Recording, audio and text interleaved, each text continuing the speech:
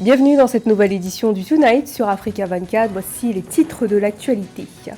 Qui dit nouvelle constitution dit nouveau régime. Le Togo a officiellement adopté une nouvelle constitution qui a pour effet d'instaurer un nouveau régime parlementaire. Une adoption qui apporte des changements constitutionnels majeurs pour le pays. L'orientation des activités de l'UFRHDP pour la victoire en 2025, c'est l'intitulé du séminaire de formation et d'orientation organisé par les femmes du parti de l'Union des femmes du Rassemblement des Oufouettistes pour la démocratie et la paix qui a fait sa rentrée politique. Il s'est tenu à Jacquesville en Côte d'Ivoire ce 19 avril. Mobilité réduite à cause de tarifs de trajet élevés en zone urbaine ou encore faibles moyens de transport dans les capitales provinciales. Ce sont les difficultés auxquelles sont confrontés les usagers gabonais du réseau routier. Des difficultés rapportées au dialogue national inclusif en cours jusqu'au 30 avril à Angondi. Mais d'abord au Togo, un nouveau régime parlementaire va voir le jour suite à l'adoption d'une nouvelle constitution. L'adoption a été faite ce 19 avril avec 87 voix sur 87 et a été fortement contestée par l'opposition. Pour cause, la nouvelle loi fondamentale fait basculer le pays d'un régime présidentiel à un régime parlementaire. Un changement majeur qui intervient à quelques jours des élections législatives prévues le 29 avril, Pauline Minka. À quelques jours des législatives prévues le 29 avril 2024, les députés togolais ont définitivement adopté vendredi 19 avril une nouvelle constitution contestée par l'opposition. Adoptée par 87 parlementaires, la nouvelle loi fondamentale acte la disparition du suffrage universel direct pour l'élection du chef de l'État, fait basculer le pays d'un régime présidentiel à un régime parlementaire et crée la fonction de président du Conseil des ministres, une sorte de super premier ministre désigné par les députés en charge des fonctions régaliennes. Comme un magicien, ils sortent de leur chapeau une constitution parlementaire. Et tout simplement, ce sont des subterfuges pour permettre à Faure Gnassingbé de rester au pouvoir à vie. Cependant, le changement n'est pas accueilli favorablement par tous. L'opposition voit dans ce nouveau texte une manœuvre de la part du président Faure Gnassingbé, au pouvoir depuis 2005, de se maintenir indéfiniment à la tête de l'État. Le président togolais a démontré que la préoccupation majeure de son régime est de conserver le pouvoir vaille que vaille. Avec la nouvelle constitution, c'est la fonction de président du Conseil qui donne la latitude à quelqu'un d'exercer le pouvoir de manière illimitée et donc logiquement, on en déduit que c'est le poste qu'il se réserve. Le chef de l'État qui avait déjà réaménagé la Constitution en 2019 doit encore être promulguée la nouvelle loi fondamentale avant son entrée en vigueur. Selon la nouvelle Constitution, dont l'intégralité n'a pas été rendue publique, le mandat du président du Conseil des ministres sera de 6 ans sans qu'il soit précisé s'il sera renouvelable ou non.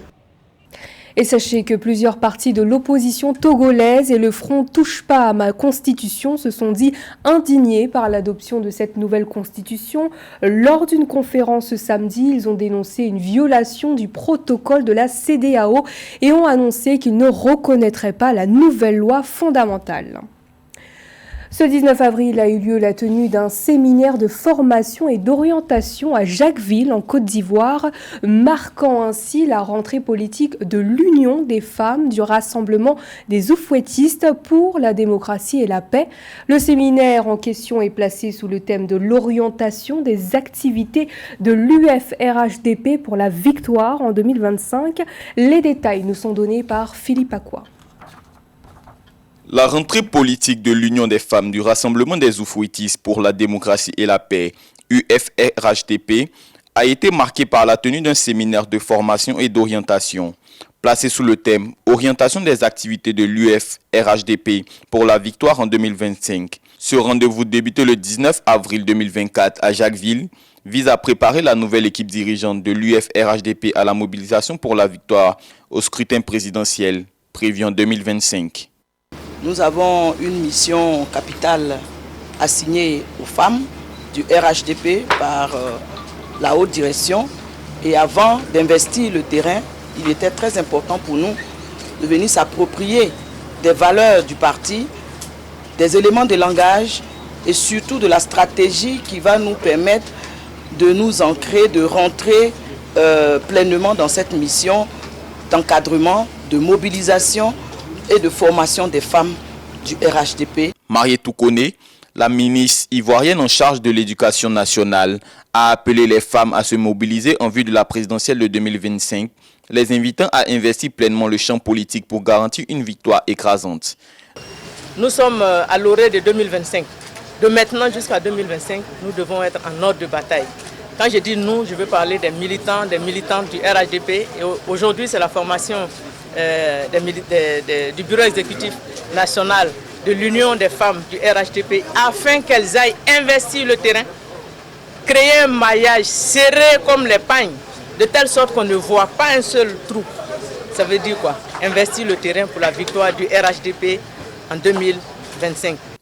L'UF-RHDP est l'une des 3 instances qui constituent le RHDP, tout comme l'Union des enseignants et celui des jeunes du RHDP.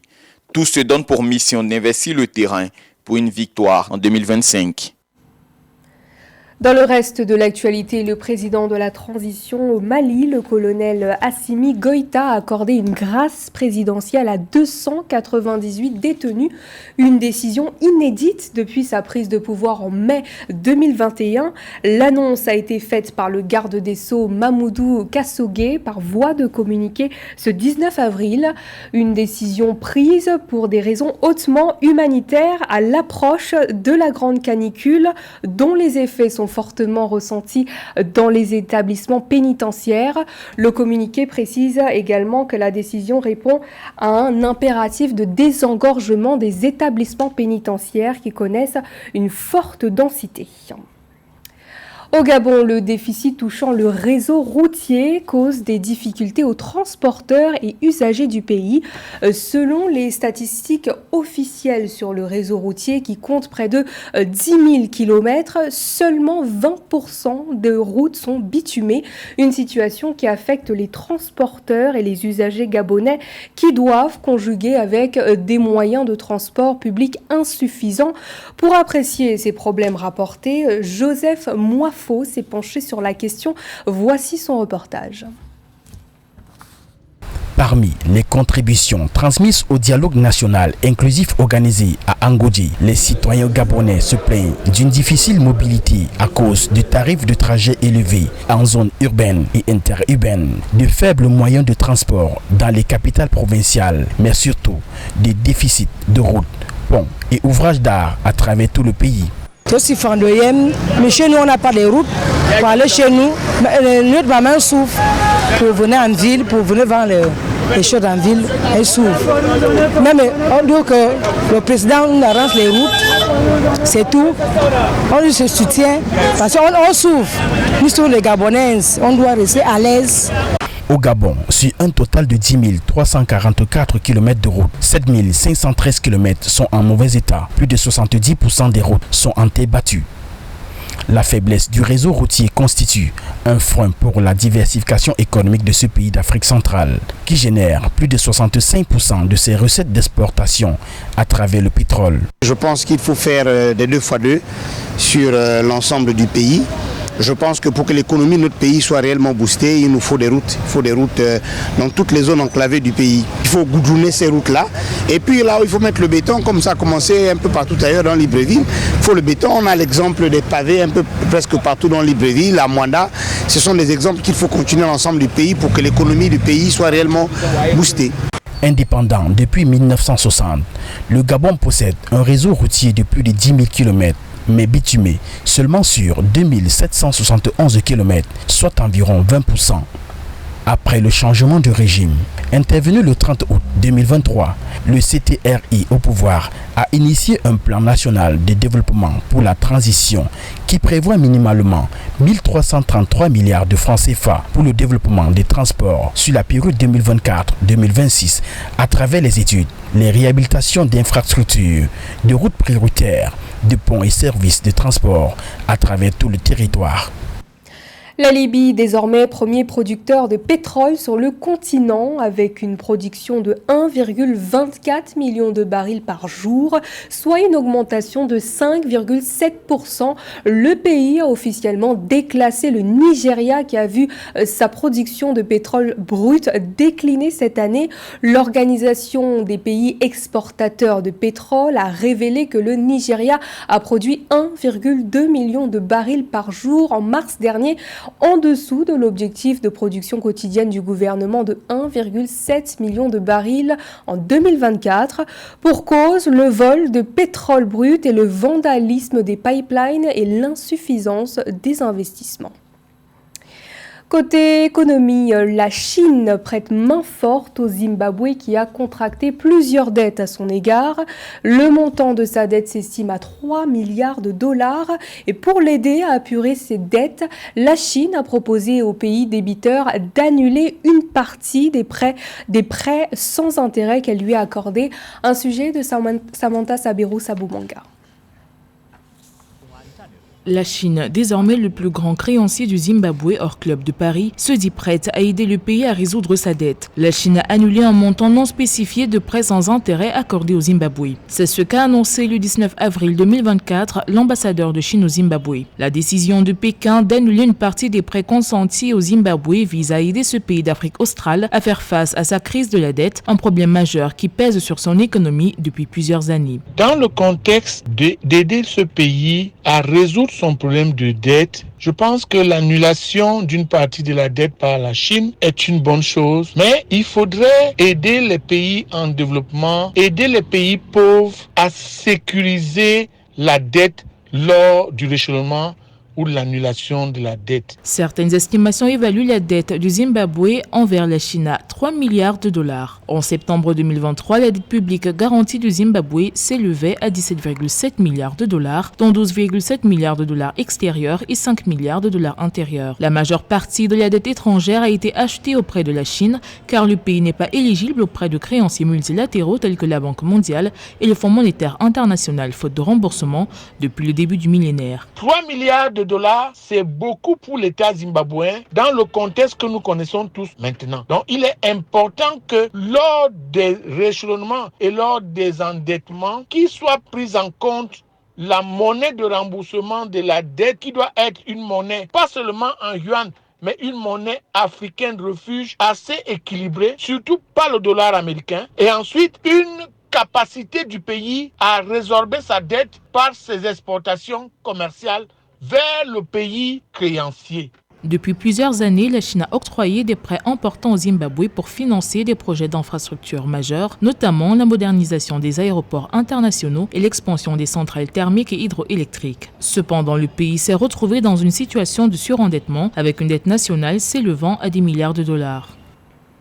Premier bilan concernant la 13e édition du marché des arts de spectacle africain d'Abidjan qui se tient depuis le 13 avril. L'événement a accueilli 13 pays avec la participation de 1000 artistes et près de 250 spectacles. Les chiffres ont été donnés par le directeur de l'événement, M. Abou Abdraman Kamate. Retour en images avec Esther Conan. En Côte d'Ivoire, selon un rapport de l'Organisation mondiale de la santé, entre 2008 et 2011, 12 à 29% des enfants et adolescents de 5 à 15 ans souffrent de troubles mentaux et près de 50% de ces troubles infanto-juvéniles persistent jusqu'à l'âge adulte. La santé mentale reste un sujet complexe et souvent négligé.